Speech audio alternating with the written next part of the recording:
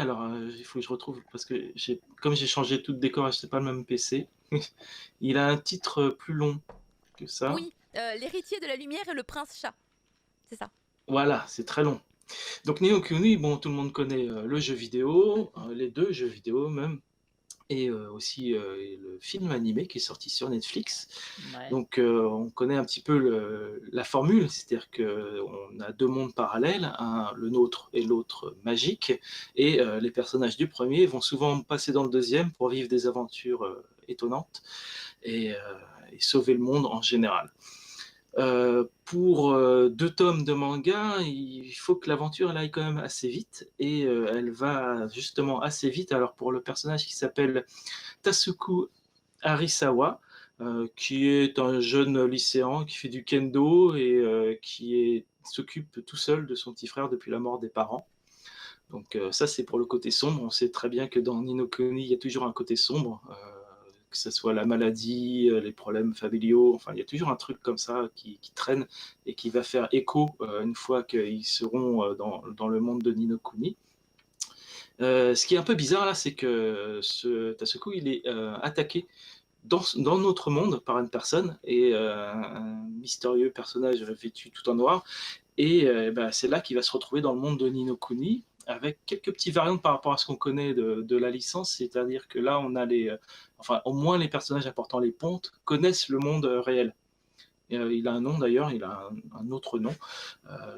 Malheureusement, je me souviens plus si je l'ai pas noté, mais en fait, ils le connaissent, ils savent que ça existe et ils savent que bah, cette personne, Tasuku, vient de ce monde et justement, c'est quasiment même un sauveur direct parce qu'il manie la magie de la lumière. Il est capable d'annuler la magie du grand méchant euh, et il va pouvoir ainsi s'allier avec le prince Chat, qui est un prince en exil, qui a été chassé de la capitale de Carabas, qu'on connaît déjà de la licence.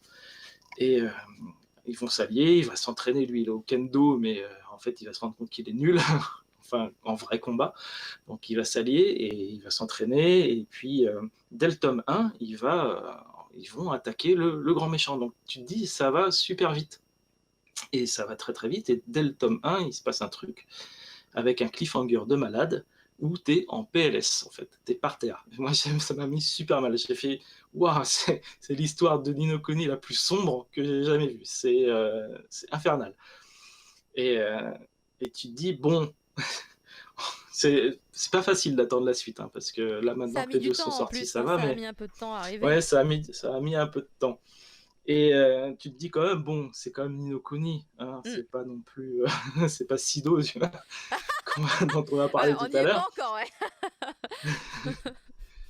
Mais tu te dis, bon, ça va quand même bien se finir à un moment. C'est pas possible que ça se finisse comme ça. Et on est à la moitié du truc. Donc, effectivement, c'est Ni no Kuni, ça va bien se finir, mais le chemin dans le tome 2, là, on change complètement de perspective. Le chemin est vraiment long et difficile et bien travaillé sur les personnages, en fait. Parce que tous les personnages vont vraiment devoir réfléchir à leur action, réfléchir à-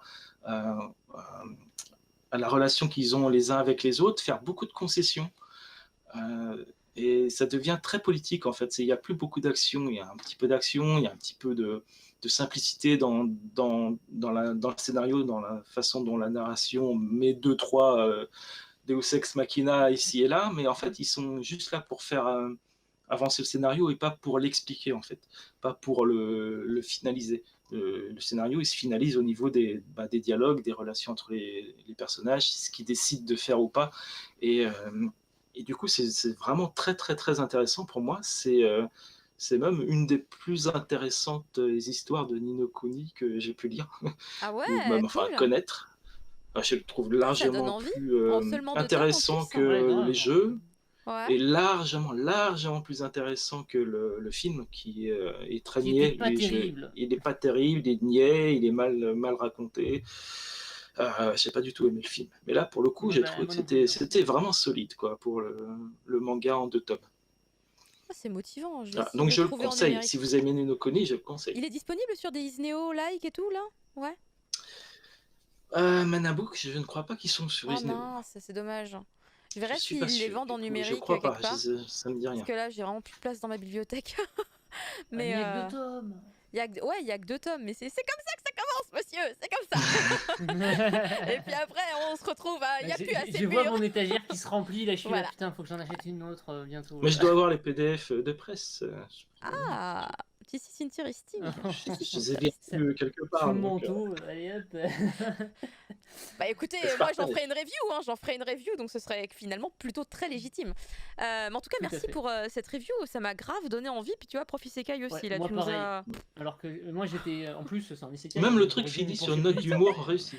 Ah ouais? Ouais. Eh ben, Ah ouais, d'accord. on dirait que c'est le moment léger de l'émission, parce qu'après on part sur des trucs un peu plus sombres, même si je sais pas si sur la phobie des poissons on va être sur du sombre, mais moi, oh là là, c'est pas la folie, hein. Puis après, Broken Mariko, c'est pas la joie non plus. Mais du coup, Ouais, j'avoue. alors j'arrive pas à le prononcer, mais la phobie des poissons. La phobie des poissons sortie chez Nazca.